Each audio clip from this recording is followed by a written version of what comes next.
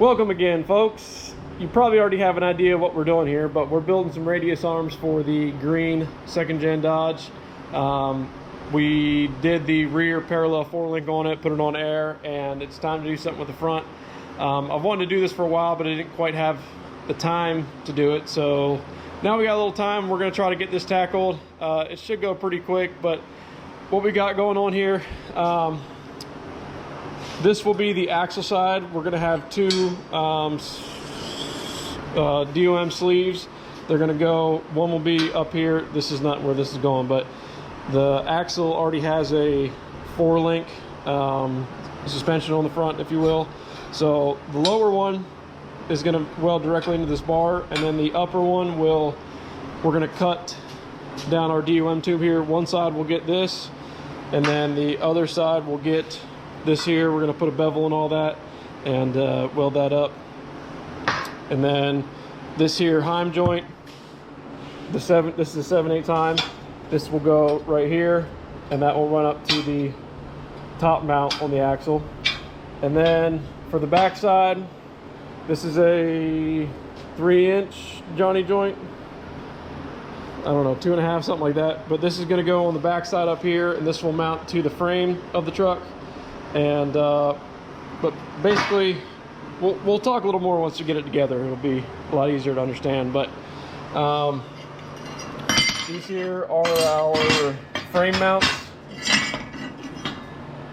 right and the left. This will be the outside, this will be the inside that you're not going to see. And we've got a bunch of cleanup to do. My plasma table doesn't quite cut great circles, but I like the way the circles look. And anyhow, let's get to work. Got a bunch of cleanup. Start tacking stuff together. We got a little trick we got to do down here before we can weld this in. But overall, we should be able to get them tacked together, and you'll be able to see what they look like.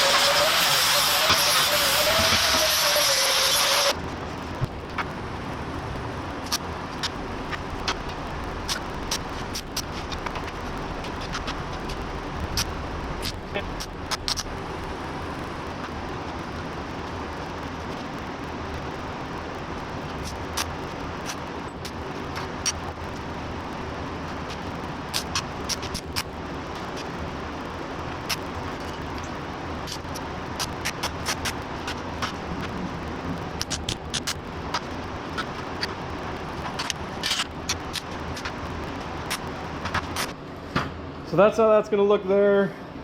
All I did was, so I cut these here, these stiffeners or whatever you want to call these. I cut them longer than I needed just to be sure. So once I got it tacked in, you know, pretty close, then I just took a hammer, beat it down, pulled it in with the clamp a little bit, tacked it. And so that's how that is. I've got a little piece of DOM inside that I'm going to weld through here. And that just kind of basically just holds it in the, is going to hold this rather than just being on the shoulder. It'll have a little more depth to it for flexing and whatnot. And then down here we've got to do a little something special. So this is the wide, so this is 2-inch here. 2.5 inches is what is on the truck. So I can't, basically if I put the this in here just like this, then the bushings aren't going to go in all the way. So what I'm going to have to do is I'm going to have to trim this down, top and bottom, to 1.5 inches. Then I can put this, well, yeah, 1.5 inches here, but 2 inches on the outside. That way I can squeeze this together, and then this will sit in here properly without binding up on the bushings, because the bushings sit a 1/2 inch wider overall than this here sleeve. So I guess push these down, then I'll pinch this together, squeeze it together, and then that'll be one pretty much done. Just got to weld it out. But I'm just going to leave it tacked up just for fitment reasons, just to make sure that it's going to work and line up and everything. But that's what that's going to look like. So let's get this cut.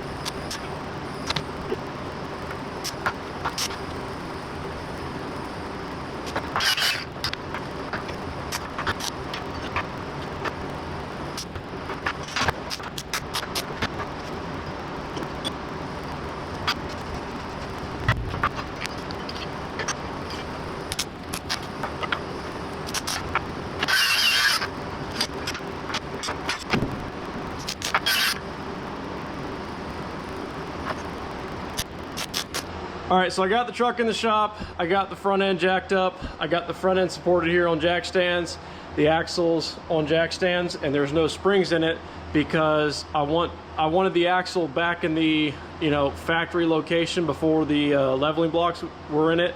I'm gonna put the leveling blocks back in it, but I want to do this where it's I guess in the correct location, if you will.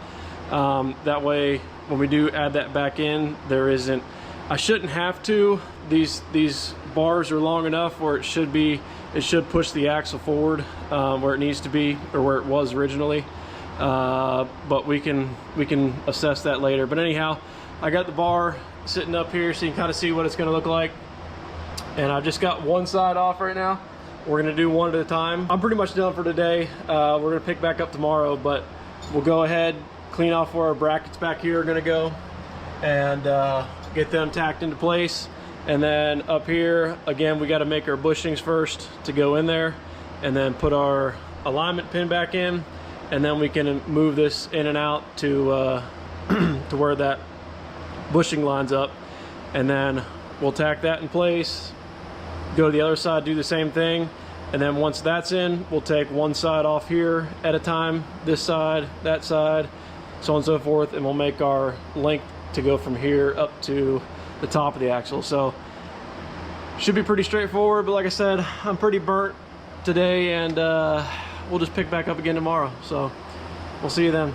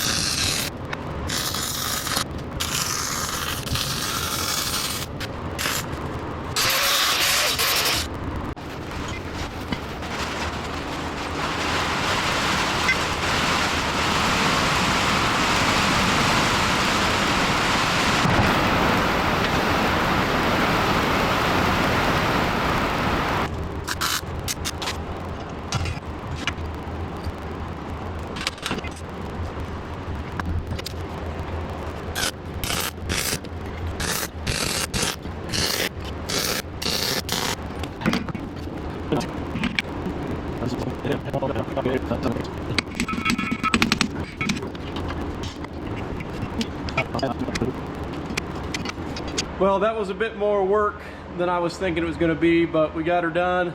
Got everything fabbed up, bolted up. We're ready to throw the springs back in.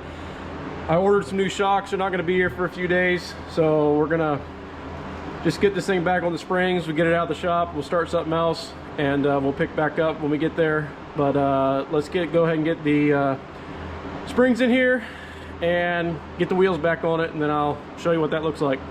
Looks pretty slick. I don't have any shocks, like I mentioned, so I'm not going to take it down the road. Also, the other reason is I don't have any seats in here right now.